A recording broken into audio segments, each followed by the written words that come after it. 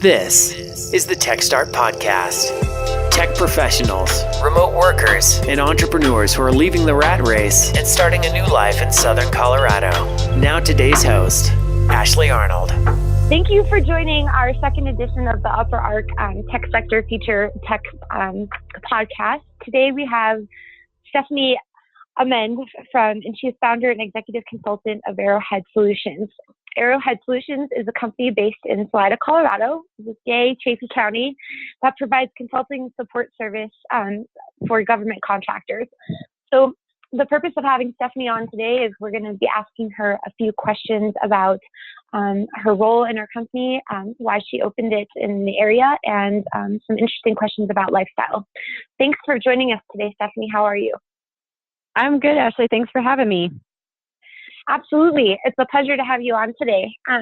So as in the spirit of us trying to point out the wonderful area of Chaffee County and all the reasons that one should do business in the Upper Arkansas tech sector, we thought we'd start with a couple of questions to ask you how you came to be in Chaffee County. Yeah, so interestingly enough, I'm a Colorado native and I grew up on the Front Range, and I did not know Salida or Chaffee County really even existed pretty much my whole life until about, I guess it would be almost 6 or 7 years ago.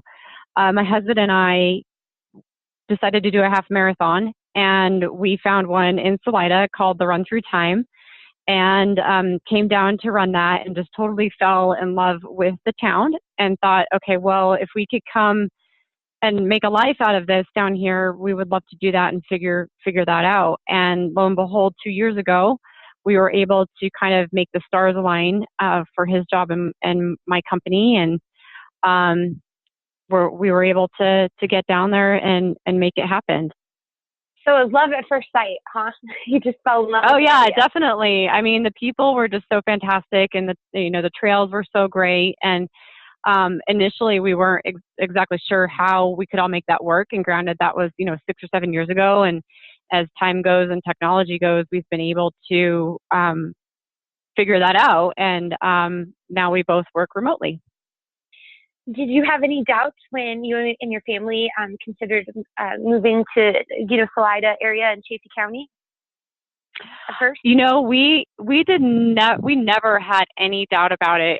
Our family was wondering because we're not the type to really frequent have to have a big box store around or have to have a Chili's nearby or anything like that. That's just not our style. Sure. And so we thought, there's really nothing lacking here. We in the past, before we moved, we visited quite often, and we visited all times of the year and camped and stayed in Airbnbs and stuff. And we kind of realized over time that there really was nothing lacking. And we really didn't have, the only concern we had, to be honest with you, is that when we moved, I was 9 months pregnant. And so my concern was, do I have to drive back up to the Front Range to deliver the baby, or will somebody here take us on as a patient? And there's just fantastic providers there. And one of the great doctors in town took us on as patients, even though I was that far along. So that was our only concern at the time. That is a love story come true. That's very interesting that you just fell in love with the place. Let me ask you, do you remember a point where you felt that you really wanted to get out of the city, or was it kind of, it sounds like you and your husband do a lot of lifestyle sports outside, like hiking and camping and running, etc. Was it a point where you just felt the city was too crowded, or you were always coming up to the mountains, or what was your life kind of like before moving up here? Yeah, so that's a good question. So we lived in Boulder for a number of years, and there was a point when we were living there that it was so funny. We each had an encounter at the grocery store that was just like too many people, really rude folks, and we couldn't get on the trail without like having to fight for a parking spot, and we just kind of got sick of it. So we decided to buy a house in Longmont, but we did that with the intention of not staying there very long. And so it was almost like a 2-year process after having that initial, like, we got to get out of here. And my husband's commute went from 20 minutes to 40 minutes in those 2 years. So, yeah, we didn't have like a set timeline to leave. Like I said, we kind of had stars align, but we knew about 2 years before we left that it was time to go. And like you said, everything about like access to trails. I mean, we would have to drive to it. We're avid mountain bikers and we're ultra marathoners and skiers, and the amount of time that we were spending in the car, we just stopped doing things. Like we were like, oh, I don't really want to sit in the car to drive to a basin today. I went through a similar situation when I was in Denver. I was a weekend warrior, right? So I was going up every weekend to try to hit, Breck or go to Vail, or, even I'd settle for, even if I went to Loveland, right? Yeah, that's what we ended up doing. I remember when the drive was like, and of course I went to A-Bay, just like everyone does. But the funny thing about this was when I started my commuting, this is really the growth that Denver's seen. And I feel like Boulder has really just been like skyrocketing in the last 5 years. But when I started this endeavor of mine 6-7 years ago, I'd leave 5:30 in the morning on a Saturday, and I would make it in 2.5 hours. Now you leave at 5:30 in the morning on a Saturday, and you're trying to get up to those mountains on I-70. It's good luck. 5 hours. You're there. Yeah, good luck you get there at all. And then you're like, this is my day off, and I've spent 10 hours of it in the car because you drive home. Oh, right? yeah. Yeah, I mean, we used to joke at the end that we would just drive to Monarch, really, is what we ended up doing. We're like, well, we can get to Monarch in the same amount of time that we can get over to Vail. So we'll just go to Monarch. I think so many of us that love the mountains go through this every year. So I think it's good for our listeners to understand we've been stuck in the traffic and we get it. And we now call it you guys looky-loos just like we were at one point. That's true. But anyway, so is there, we've got to the fact that you kind of live remotely and that you're working remotely, and that your husband's working, and I think you actually have a company up here in Salida, Chase County area. Mm-hmm. Is there anything you would change from the lifestyle perspective? And then also, if you wouldn't mind, I think we'll go into a few questions about your business and what you're passionate about, etc. But is there anything you change in terms of being here? No. Honestly, the only thing I'd change is something totally within my control, and that's to work less so I can play more. Like where I sometimes book up my day, and then I realize, oh crap, I haven't gone out on the trail, which is so funny compared to when, as when you're on the Front Range, being a weekend warrior, or you like go pound some pavement for a little bit once you get home from work. Whereas now after 2 years, I've gotten used to like, oh, I didn't get on the trail today. Like I'm usually outside on the trail at least twice a day, like once with the dogs or once with my daughter, and like once on my own or with my husband. And since he works remotely, like sometimes he and I can go out at lunch together and, literally just take 5 seconds to get to the trail and go out. So if I could change anything, it would just be giving myself more space and time to enjoy what we have. If you find a way to pack some more hours into the day, let me know, because I'm on the same path. I know. That's absolutely great. So if you wouldn't mind, what were your minimum requirements first of all, why don't you go ahead and give us a brief background about Arrowhead Solutions and tell us a little bit about why you founded the company and why you chose having it in a rural environment. Yeah, so my background is in government contract management. So I've been doing that sort of job, I guess, for almost 20 years. And I started the company over 9 years ago, and I started it actually out of my apartment in Vail. And I was commuting a whole bunch to the Front Range, and I realized, hey, maybe this needs to be more of a Front Range business. And the reason I started it is because there's a lot of small businesses, mainly small businesses, who do research and development, who are getting government funding to do that, and they just don't have the experience or the skill set in-house to kind of manage everything that comes along with taking federal funds. And so I quit my job up in Loveland and started Arrowhead as almost like a book off the shelf subject matter expert for these companies to reach out to and for us to support either on a project basis or like a 1099 less than part-time contracts manager. And so I call it a boutique firm. We have 5 people. We just kind of pick and choose our clients, and we relocated to Boulder about halfway through the life of Arrowhead, and I just kind of got over being in clients' offices all the time, and I realized as technology was growing that I could avoid that. And I've been able to harness technology in the last few years to be able to pretty much entirely remote through all of the tools that you can imagine to use. I only have to come up to Denver or see clients in person probably once every other month at the most.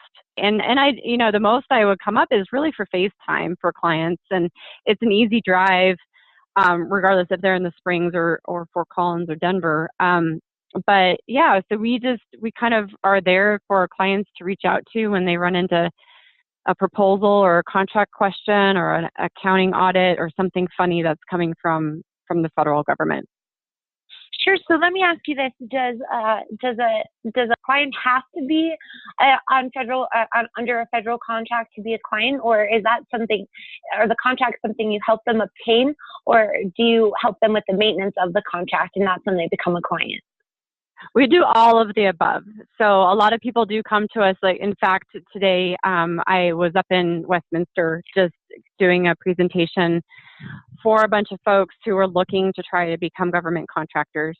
And then we also help people who may already be a contractor and they just need maintenance, or, they have an opportunity to submit a proposal, or people who've been contractors for 30 years, someone who just is small and just kind of needs that expertise and doesn't need to hire a full-time contracts manager in-house to sit at a desk. That's the way that this profession goes. There's just a lot of kind of upkeep, reading and documents. It's kind of like a unglorified lawyer. It's kind of what we do. Sure. No, that makes sense. That's great. So having said that, has the flexibility in time allowed your business to bring on more accounts because you have more time, since you're not dealing with the commute as much and the serviceability, or how's your growth been since you've kind of moved to a quieter area to grow this?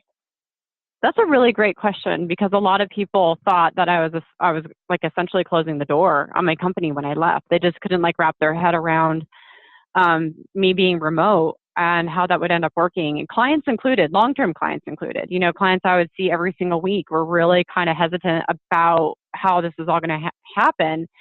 And to be honest with you, things have grown, and they've grown much easier than if I were still in the Front Range, because like you said, I have more time. I'm not sitting in the car commuting back and forth between client to client to client. And to be honest, I see so much productivity or loss when some clients are together, like everybody just kind of chit chats and then goes out to lunch. Sure. And, I'm all about let's just get our stuff done so we can go play and let's go do stuff. And so I get to avoid a lot of that. And it's more, I reach out when it's needed, and people reach out to me when it's needed, and it's all business. And we went from having, we had a dedicated office manager, and we had a dedicated kind of marketing person, which was great, and they were fantastic people. But I found that since I've been able to kind of streamline everything through having a virtual office and a virtual company now, those people weren't necessarily required. Yeah, it kind of sounds like you were able to cut some corners of the overhead of a traditional brick and mortar.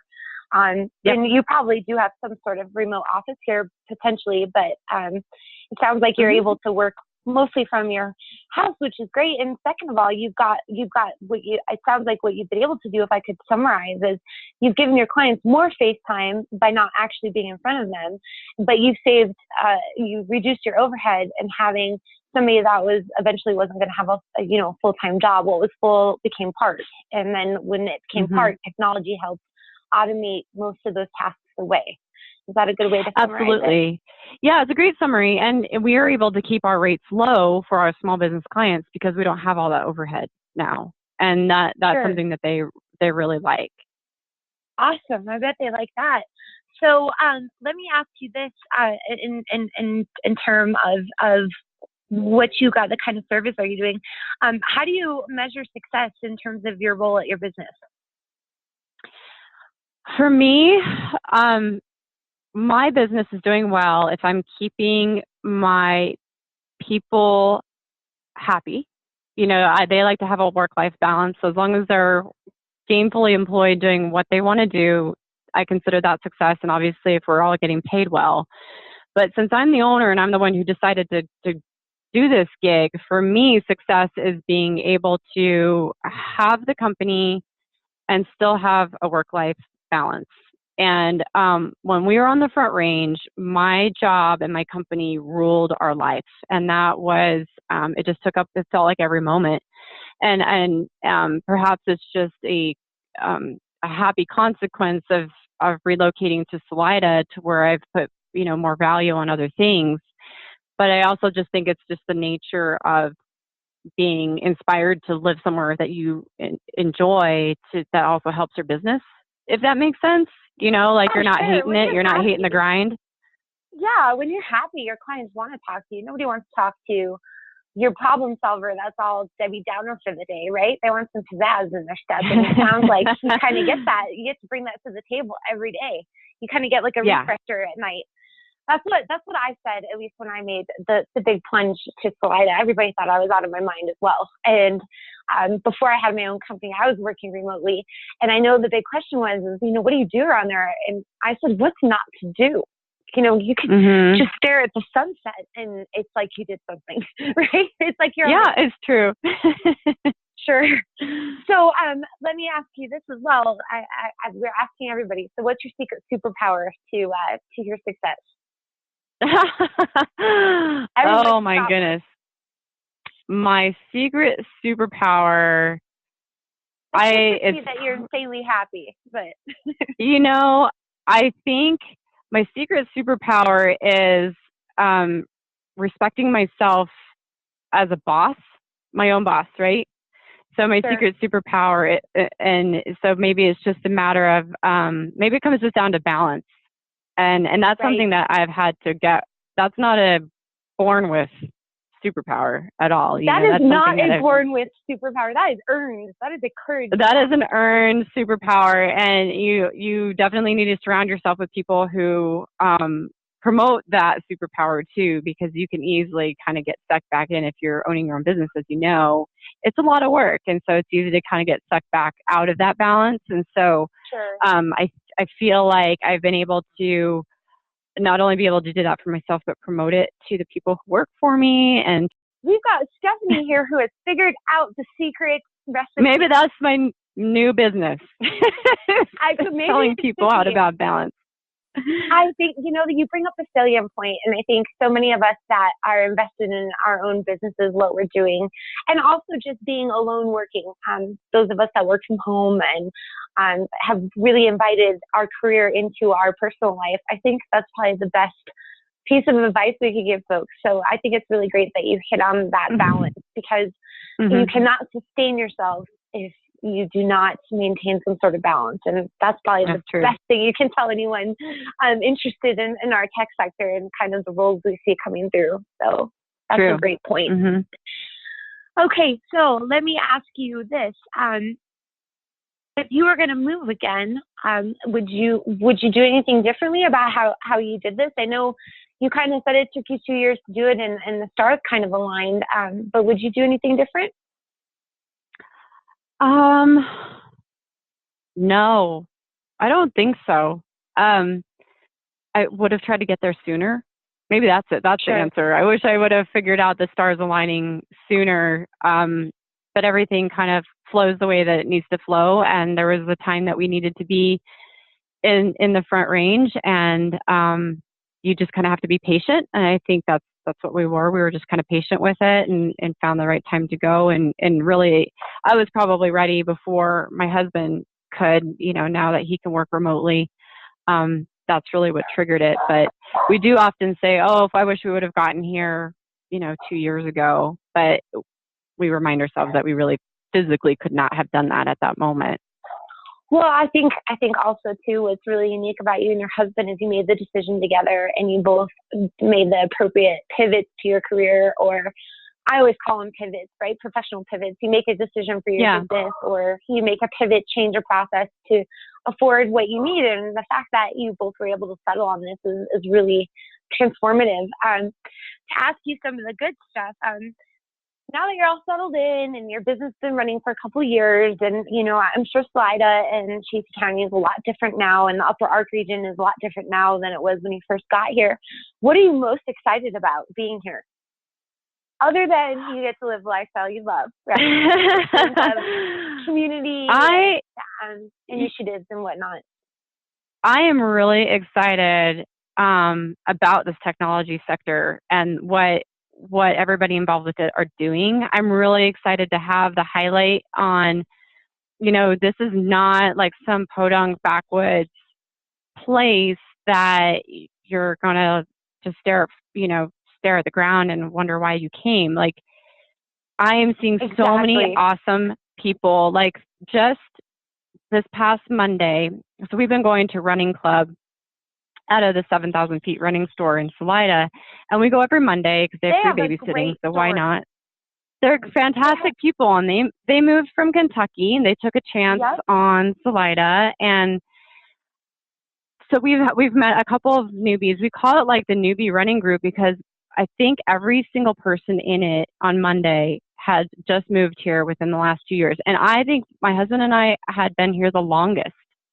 There was a couple that was running that came 10 days ago from Harlem, and they were running on the trails, and they decided. And so I think I'm most excited about these fantastic people who are coming and wanting to bring not change, but their fire, their energy, their contributions, they're wanting to be involved in the community. And I just think it's like a new breath of life that's coming in that's going to be really cool for the overall community, all walks of life that are in Salida and Chaffee County. And it's not just Salida, I'm obviously familiar with Salida, but all of the initiatives for the entire region and each city's individual initiatives. I think it's just a cohesive movement to just better the entire community. And that's super exciting because I feel like that doesn't even necessarily happen in places like Boulder or Fort Collins anymore. Yeah, no, that's exactly the reason I came here. As I said, I only use myself as examples because we are a group of tech professionals in one way or another. Some of us are just remote, but in terms of the appeal of being here, it's the sense that you can actually be a part of the community here. You can see yourself doing some of the activities that maybe you don't know how to do, or some of the groups that meet once a week. You see yourself being able to build a routine, and that's what's really neat infrastructure-wise about building a lifestyle in Salida. It's not hard to do. It's not so far away, and in the whole region really, but the areas that are concentrated, it's not so far out that people aren't right around the corner and don't share your passions. And a lot of people up here really, really do have the same outlook. They've had enough of the city. They felt a little distracted, a little lost, a little just burnout. And it's like a healing community in this area. It just really seems to be that we all take care of each other. Is that something you're finding too? Oh, absolutely. And I'm so excited to meet, new people who took the plunge just like we did and see, like really kind of embrace them welcome wagon style. And because you're right, it kind of is like attracting these similar types of personalities and folks. And it's so easy to make friends. And I feel so much more involved, and there's so many more opportunities to be involved than even when we were living in Boulder. And right? and That's exactly the way I'm feeling. There's all this stuff to do here, and I never would have done some of these sports had I been in the city. And but I would have always thought I wanted to do them, and now that I'm here, I'm actually trying new things.